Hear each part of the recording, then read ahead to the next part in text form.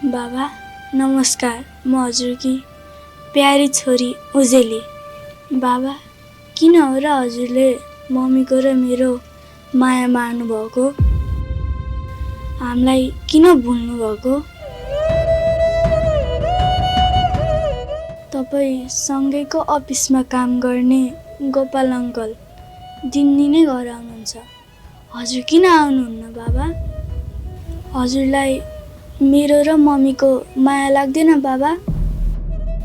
मलाई तपाईँको कति धेरै याद आउँछ।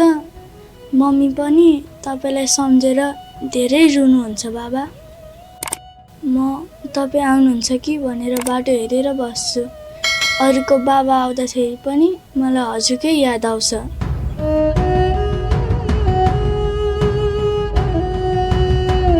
के तपाईँलाई लाग्छ अरूको भलो सोच्दा सोझै मानिस जेलको चिसो पर्खालभित्र सर्नु पर्ने कतिको न्यायसङ्गत छ? जसले बहिनी ठानेर निस्वार्थ सहयोग गरे उनै दुर्गाको छलकपट र जालझेलका कारण विनोद आज प्रहरी हिरासतमा पुग्दा सिङ्गो परिवारमा पहिरो खसेको छ।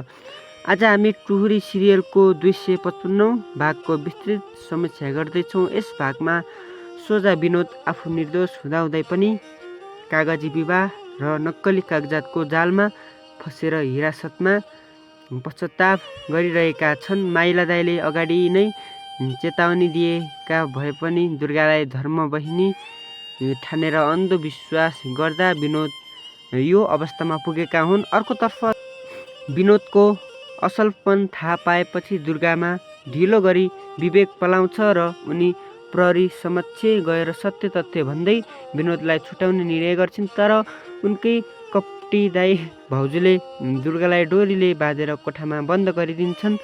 यता घरमा गर्भवती माया श्रीमान जेल परेको खबरले विक्षिप्त छिन् भने साना नानी उदेलीले बाबा कहिले गराउनुहुन्छ भन्दै लेखेको भावुक चिठीले हिरासतमा रहेका विनोद र दर्शक दुवैको आँखा रसाउँछ।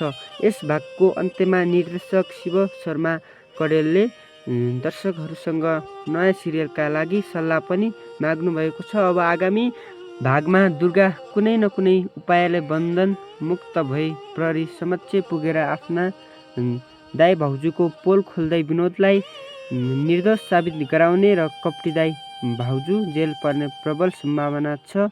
यस भागले हामीलाई अरूलाई सहयोग गर्दा सधैँ सजग रहनुपर्छ र कानुनी कागजातमा अन्धविश्वास गर्नु हुँदैन भन्ने ठुलो सन्देश दिएको छ। तपाईँलाई आजको भाग कस्तो लाग्यो कमेन्टमा पक्कै लेख्नुहोला। नयाँ भागहरू रमाइलोसँग हेर्नका लागि स्क्रिनमा देखिएका भिडियोहरूमा क्लिक गर्नुहोस्। च्यानल सब्स्क्राइब गरी हामीसँग जोडिनुहोस्। तपाईको मनोरञ्जनको लागि हामी सधैँ तत्पर छौं।